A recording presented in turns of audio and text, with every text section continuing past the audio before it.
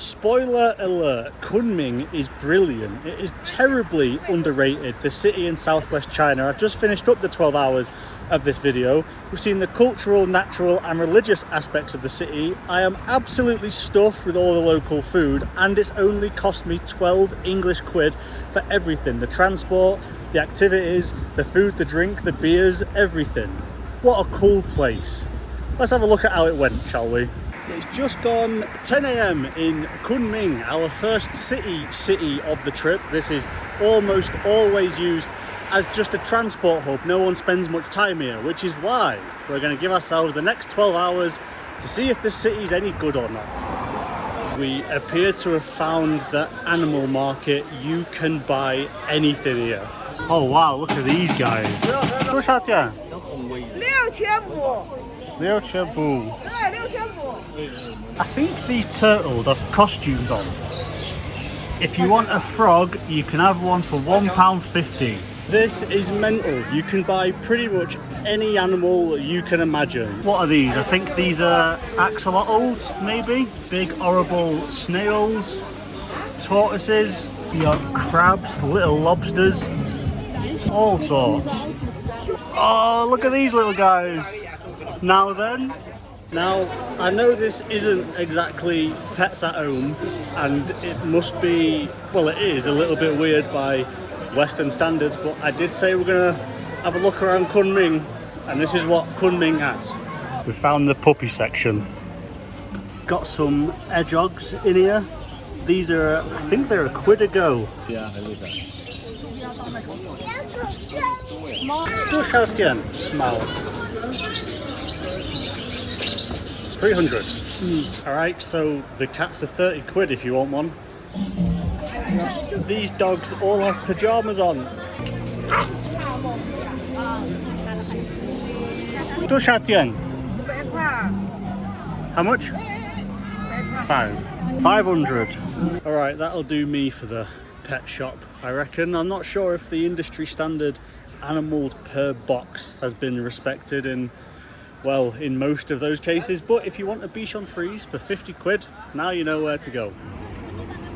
So, the ground rules, of which there are 3. Firstly, going to keep track of all expenses, so you know how much it costs you. Secondly, no tolls or taxes, obviously, just public transport. And third, only going to eat local scran. And on that subject, I think it's time for some breakfast. So, ended up coming across this kind of food street, don't know what it's called, didn't really expect to come across it, but it has loads of goodness on offer. There's loads of local food here. I'm not really sure what I fancy at this hour, but then found this buffet place with the help of Google Translate telling me that it is a buffet option, a bit less than 2 quid, where you can pick and choose, which I thought was a really good opportunity to try loads of different foods. Not that I could tell you what any of it actually is, so I just stacked my plate with meat, veg, noodles and whatever this white squishy stuff is, which actually was really good until it nearly blew my head off. It was incredibly spicy, but all in all, back on good terms I think with Chinese cuisine, and all for less than 2 English quid. Good scran. Spicy for a breakfast, but good scran.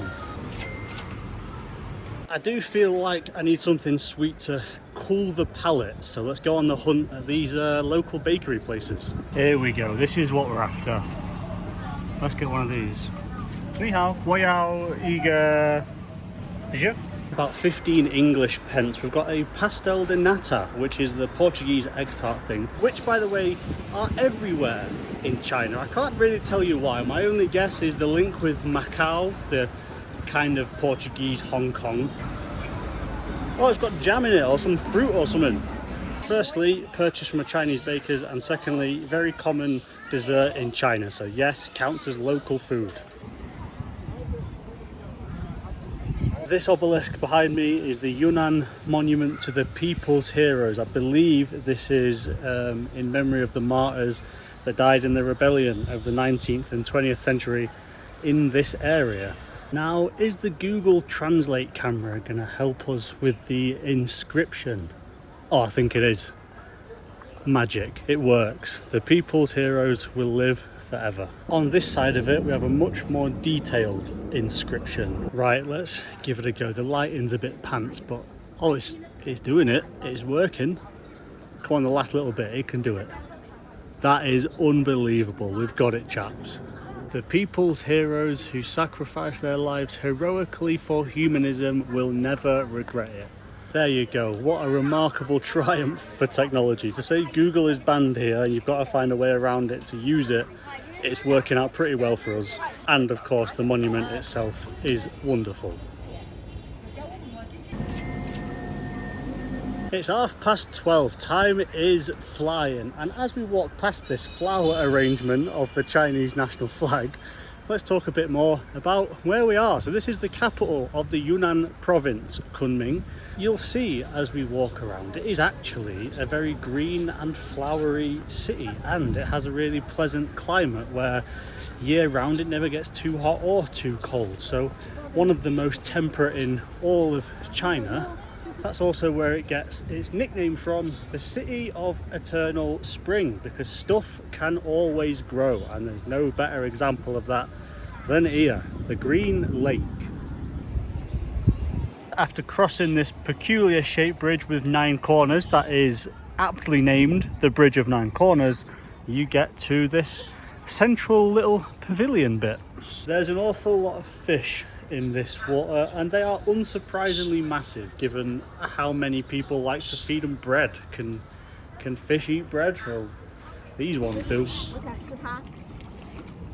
To be honest, there's not an awful lot I can tell you about this place other than it is a lovely hangout spot. There's loads of these little chilling areas for locals. There's kids feeding squirrels that live here. There's loads of little bits of wildlife, trees, plants. It's all just quite a nice spot, really. You could spend hours here. So what is it then that made me think that Chinese cities, the big cities, would be horrible, busy, polluted, grey, when really they're just like this? 2:15 back in the city, and before we continue, I need to introduce you to the best food money can buy. Alright, so yes, maybe I am going into a 7-Eleven, which might not seem that Chinese, but inside there's such a good selection of Chinese street foods, fast foods all the time, and they're always dead cheap. I got a beer as well because it's 2:30 on a Sunday. Why not? This wonderful stick of meat is some kind of like teriyaki chicken maybe? I don't know exactly what it is. I've been eating these since I arrived in Shanghai at the first point, and they are unbelievable. This is 9 yen, about 90p. These defo count as local food. They are everywhere in all the 7-Elevens. There is no way I can talk about Chinese food or food while traveling in China without this being involved. These are ace. Goes along with a Sing Tao pretty well too. I'm pretty sure street drinking in China's fine. I guess we're going to find out if they come and get me or not. Cost of living wise, I've just come past an estate agent. 280 quid a month. 160 quid a month for a couple of bedrooms flat. Not bad. Not bad. And as for our costs, I think I'm up to a spend of 39.5 yen, so about 4 quid so far. Something worth knowing about trying to hit a city's sights in one day, or in 12 hours like we are, is they're all quite big. All the cities in China are obviously massive, so it's not like 3 of the main sites are 5 minutes apart. Even like the nearest supermarket, like a 7-Eleven, might be a 20-minute walk. Like, it's a big old job, so everything does take a bit longer than expected, but you do get your steps in, so there's that. And after this next stop, we will be assessing the metro scenario.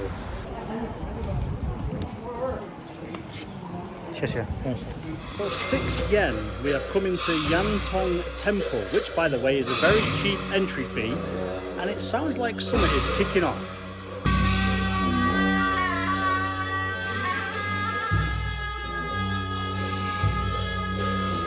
Admittedly, I have got absolutely no idea what is happening.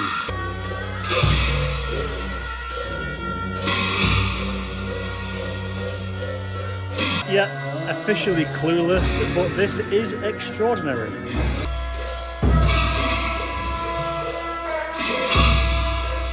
What a remarkable, remarkable location.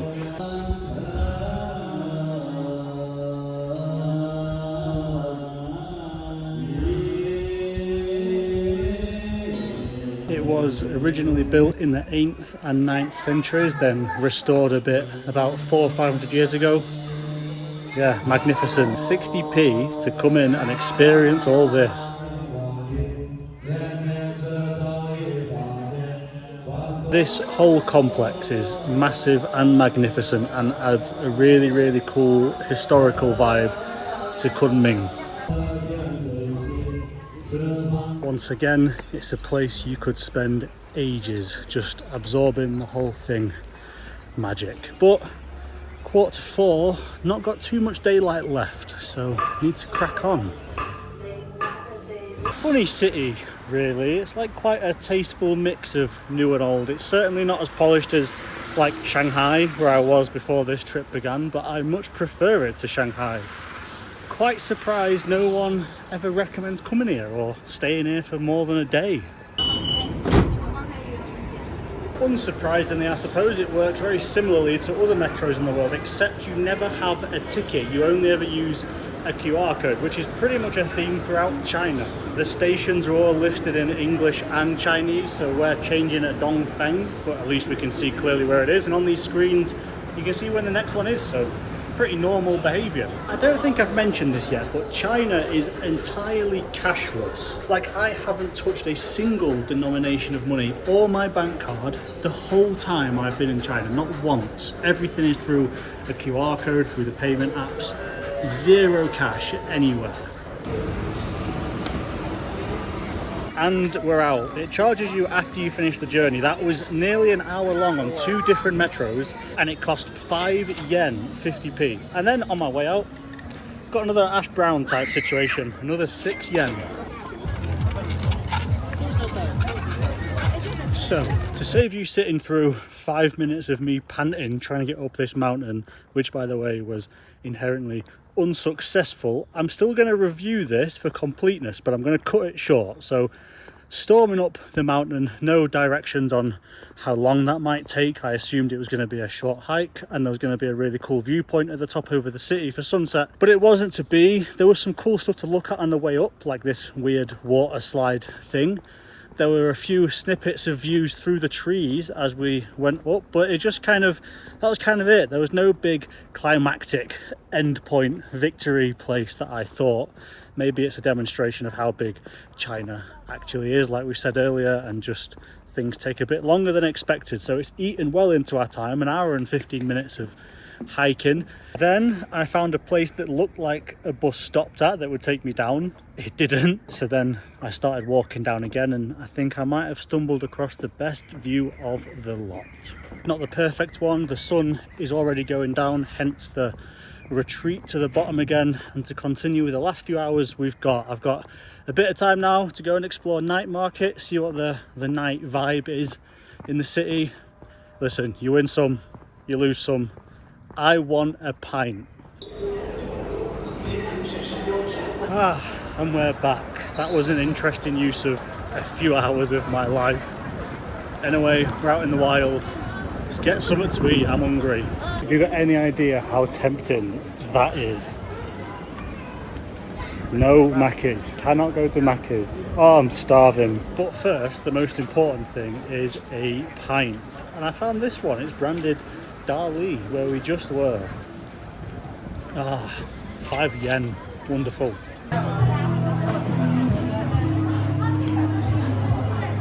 I feel like I'm in a Christmas market somewhere. I fancy something sweet to get things kicked off with, and this bakery looks alright. I might have one of these. Combo of the gods. 10 yen for this thing.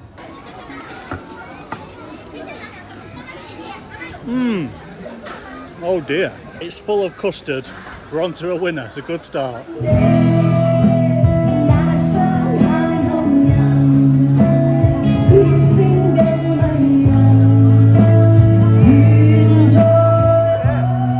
There's a lot going on and a lot of different types of food and ways of making the food, but there is also a lot of stuff you don't want to make eye contact with. But This is a top tier beginning to the evening.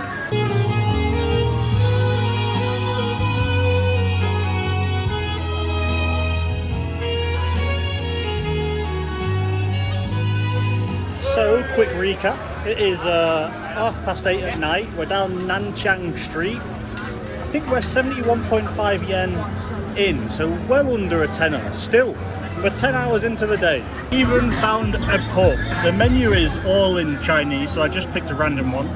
Got one called Beer Lao. I'm going to assume that is made in Lao. Good people watching spot. 20 yen, by the way. Across the street from me is a sign for unlimited beer, which is quite normal in China. They offer this quite a lot. But it's a different price for women as it is for men. I suppose they reckon women can't drink as much, but anyway, it's dead cheap. It's a tenner for unlimited beer. Onwards. Still fancy something sweet. Where can I get another pudding around here? I've got no idea what any of this is, but looks like it could be a sweet thing. I'm going for the Frenchie. What do you reckon's inside that? We're about to find out. Incredible, thank you. 谢谢. What on earth have I got here? I've got a Frenchie stuffed with ice cream and cookies with a fish on top. Where on earth do you begin with this? So the fish is like shortbread. The ice cream is vanilla, as you could expect. The Frenchie thing is really hot, so the ice cream's melting pretty quick. Gotta get a move on with this, I think. Oh, and if you dig in, there's chocolate ice cream in the bottom as well. Unbelievable. That is divine. 20 yen. This is surely going to cause Armageddon when I try and eat this, like the sandwichy bit. This is going to cause chaos. Yeah, unbelievable. Tastes like diabetes in the best possible way. And now we've reached the chocolatey bit. Don't know what I can tell you. It's just unbelievable. That's a good pudding, that. I'm done. I'm tapping out. That is a very heavy pudding. I am stuffed. I'm about done. It's 9:15. Job done. These guys are still smashing it out though.